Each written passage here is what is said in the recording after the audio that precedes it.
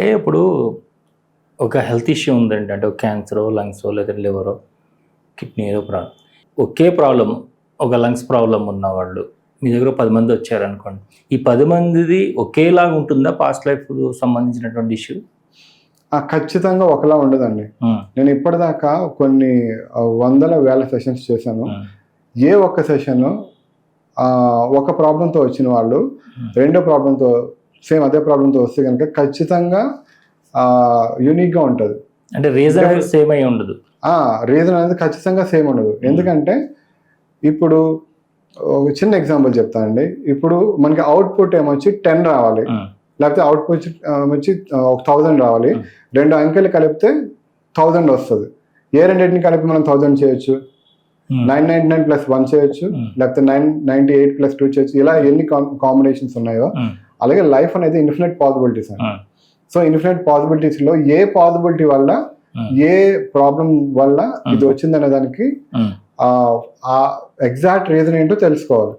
అలా infinity possibilities ఖచ్చితంగా ఉంటాయండి. ఏ ఒక్కదానికి కూడా సేమ్గా అవుట్పుట్ ఉన్నా సరే దానికి ఉన్న ఇన్పుట్ అనేది, దానికి ఉన్న కారణం ఏదైతే ఉందో అది డిఫరెంట్గా చాలా వరకు ఉంటుంది. అవునండి. ఈ భావోద్వేగాల వల్ల కూడా ఏమైనా హెల్త్ ఇష్యూస్ వచ్చే అవకాశాలు ఉన్నాయండి? ఖచ్చితంగా అండి, మీరు చెప్పింది ఎగ్జాక్ట్గా కరెక్ట్. ఇందాక మనం అనుకున్నాం కదా, ఒక క్యాన్సర్కి ఎలా అయితే ఎగ్జాంపుల్ చెప్పామో అలాగే భావోద్వేగాలు అనేవి ఖచ్చితంగా ఇంపాక్ట్ క్రియేట్ చేస్తాయి హ్యూమన్ బాడీ మీద. ఎమోషన్స్ అనేవి హ్యూమన్ బాడీ మీద ఇంపాక్ట్ క్రియేట్ చేస్తాయి. చాలా మందికి ఈజీగా అర్థమయ్యేటట్టు చెప్పాలంటే, ఇప్పుడు ఫర్ ఎగ్జాంపుల్ ఈ బాటిల్ ఉందండి, ఓకే, ఒక వాటర్ బాటిల్ ఉంది. ఈ వాటర్ బాటిల్ని ఇలా పట్టుకొని మనం నిల్చోవాలి. ఓకే, ఎంతసేపు నిల్చోగలరు? ఇలా పట్టుకొని నిల్చోవాలి అంతే. పెద్ద వెయిట్ ఏమి ఉండదు, మహా అయితే ఒక 300-400 గ్రామ్స్ ఉంటుంది. ఓకే, నేనైతే ఒక 10 minutes 15 minutes పట్టుకొని నిల్చోగలను. సో ఇలా ఒక 10 minutes మాత్రమే పట్టుకోగలిగే కెపాసిటీ ఉన్న దాన్ని ఎప్పుడైనా సరే మనం ఎక్కువ టైం పట్టుకోవాలి అంటే పట్టుకుంటే జనరల్గా ఏం జరుగుతుంది, ఒక రోజంతా దాన్ని పట్టుకుని ఉన్నాం అనుకోండి, హ్యాండ్కి ఏమవుతుంది, చాలా పెయిన్ వస్తుంది. అదే ఒక 2 days, అదే 1 week పట్టుకుంటే అంతవరకు పట్టుకోలేరు. ఒకటి పట్టుకుంటే చాలా హ్యాండ్ పెయిన్ అయిపోయి ప్యారలైజ్ అయిపోతుంది. అలాగే ఎమోషన్ కూడా, ఎమోషన్ చూడడానికి చాలా చాలా మిల్లీగ్రామ్స్ వెయిట్ లేకపోతే అంత ఇంపాక్ట్ ఉంటుంది. ఎప్పుడైతే దాని గురించి ఆ ఎమోషన్ తీసుకొని ఎప్పటికప్పుడు రిలీజ్ చేసేస్తుంటే మనకి ఏ ప్రాబ్లం ఉండదు. దాన్ని ఎప్పుడైతే పట్టుకుంటూ అలా ఉన్నాం అనుకోండి, ఖచ్చితంగా అది చాలా పెద్ద హెల్త్ ఇష్యూని క్రియేట్ చేస్తుంది. ఇప్పుడు ఇదే బాటిల్ని నేను ఒక 1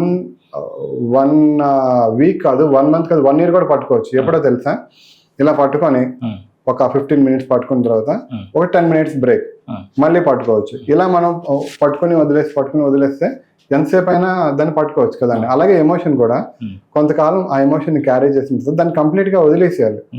మళ్ళీ ఎమోషన్ వస్తే మళ్ళీ దాన్ని వస్తుంది, దాన్ని తీసుకుంటాం, మళ్ళీ ఆ ఎమోషన్ని వదిలేస్తూ ఉంటాం. సో అలా చేస్తే ఆ ఎమోషన్ అనేది లాంగ్ టర్మ్లో మనకి డిసీజ్ కింద కన్వర్ట్ కాదు. సో ఎప్పుడైతే ఇలాంటి లాంగ్ టర్మ్లో కనుక డిసీజ్ కింద కన్వర్ట్ అవుతుందంటే దాన్ని ఎప్పటి నుంచో మనం మోస్తున్నాం అనమాట. ఓకే, సో ఎప్పటికప్పుడు ఎనీ నెగిటివ్ ఎమోషన్ని మనం వదిలేస్తూ ఉండాలి, క్లియర్ చేస్తూ ఉండాలండి. ఈ ఎమోషన్ బ్లాక్స్ అనే ఉండడం వల్ల ఎట్లాంటి డిసీజ్ వచ్చే అవకాశం ఉందండి?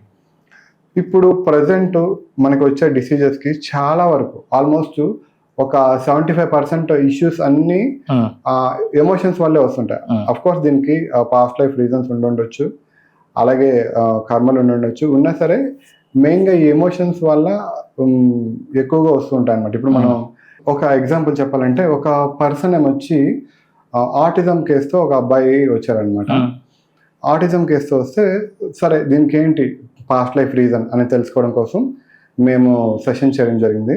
సెషన్లో ఒక ప్యారెట్ లాగా ఒక పాస్ట్ లైఫ్ వచ్చిందనమాట. తను చాలా చక్కగా బయట అడవిలో ఎగురుతూ తన ఫ్యామిలీ, తన పిల్లలు, తన పార్ట్నర్తో చాలా హ్యాపీగా ఉంది. ఒకరోజు ఒక వేటగాడు వచ్చి వల వేసుకొని దాన్ని పట్టేసుకున్నాడు. పట్టుకుని వెంటనే ఇమీడియట్గా దానికి ఉన్న ఎమోషన్ ఏంటంటే, అరే ఇప్పుడు నేను ఇందులో దొరికిపోయాను, ఇప్పుడు నా పరిస్థితి ఏంటి, ఇప్పుడు నేను చనిపోతానా, లేకపోతే నాకు ఏమవుతుంది, నా హస్బెండ్ అదే నా పార్ట్నర్ పరిస్థితి ఏంటి, లేకపోతే నా పిల్లల పరిస్థితి ఏంటి అనేది తను సఫర్ అవుతుంది. అదే రకంగా అటుపక్క ఉన్న వాళ్ళు కూడా వాళ్ళ ఎవరైతే పార్ట్నర్ మిస్ అయ్యారో లేకపోతే వాళ్ళ పేరెంట్ మిస్ అయిందో అని వాళ్ళు కూడా బాధపడుతున్నారు. అందరి తాలూకా ఆ బాధ ఆవేదన అనేది అక్కడ స్టార్ట్ అయింది. ఎప్పుడైతే తను తీసుకువెళ్ళి ఒక మార్కెట్లో పెట్టి తను వేరే వాళ్ళకి అమ్మితే ఒక ముసలాయన కొనుక్కున్నారు. వాళ్ళ పాప వాళ్ళ మనవరాలు అడిగింది అనమాట, నాకు ఈ ప్యారెట్ కావాలని. పాపం తను కొనుక్కొని ఇంటికి తీసుకువెళ్తే దారిలో మళ్ళీ చుట్టూ ప్రపంచాన్ని చూస్తూ నాకు ఈ కేజీలో పెట్టి తీసుకెళ్ళిపోతున్నారు, నేను ఈ ప్రపంచాన్ని మిస్ అయిపోతున్నాను, నేను ఈ ఫ్రీడమ్ని మిస్ అయిపోతున్నాను అని చాలా ఎమోషనల్గా తను ఫీల్ అవుతుంది. కాకపోతే ఏంటంటే ప్యారెట్ రూపంలో ఉంది కాబట్టి బయటికి మాట్లాడి చెప్పే పరిస్థితి లేదు. ఓకే, తర్వాత తనని తీసుకువెళ్ళారు. ఇంట్లో తనకి రకరకాల ఫుడ్స్ పెడుతున్నారు. స్టార్టింగ్లో తినేది కాదు, తర్వాత బతకాలని కొంచెం కొంచెం తినేది. తర్వాత తను కూడా ఏంటంటే కమ్యూనికేట్ చేయడానికి ప్రయత్నం చేసేది, నాకు ఈ లైఫ్ నా లైఫ్ కాదు అని ప్రయత్నం చేసిన కరెక్ట్ కమ్యూనికేషన్ లాంగ్వేజ్ లేకపోవడం వల్ల వీళ్ళకి అర్థమయ్యేది కాదు. అయితే ఆ లైఫ్లో ఏమైందంటే ఆ అమ్మాయి ఎవరైతే ఉందో వీళ్ళు ఎంత రిచ్గా ఉన్నా సరే ఆ అమ్మాయికి మ్యారేజ్ అవ్వట్లేదు. ఎందుకు అవ్వట్లేదు అంటే ఇక్కడున్న ఈ ప్యారెట్ తన పార్ట్నర్ని మిస్ ఏదైతే బాధపడుతుందో ఆ బాధ వల్ల తనకు కూడా కరెక్ట్గా మ్యారేజ్ అవ్వకుండా మ్యారేజ్ లేట్ అవుతుంది అనమాట. ఓకే, అయితే ప్యారెట్గా ఉన్న తనకి తెలుస్తుంది ఈ విషయం, తనకి ఎందుకు మ్యారేజ్ లేట్ అవుతుంది. ఎందుకంటే మన హ్యూమన్స్ కంటే జంతువులకి పక్షులకి వీటన్నిటికి కూడా ఈ స్పిరిచువల్గా అలాగే ఈ గాడ్తో కనెక్షన్స్ ఈ కర్మలు ఇవన్నీ చాలా తెలుస్తూ ఉంటాయి అన్నమాట. గ్రహించే శక్తి చాలా ఎక్కువ ఉంటుంది. కరెక్ట్ అండి. అయితే కమ్యూనికేషన్ లేకపోవడం వల్ల మనకు చెప్పలేకపోతున్నాయి, అంతే రీజన్. ఓకే, అయితే తనకు తెలుస్తూ ఉంది.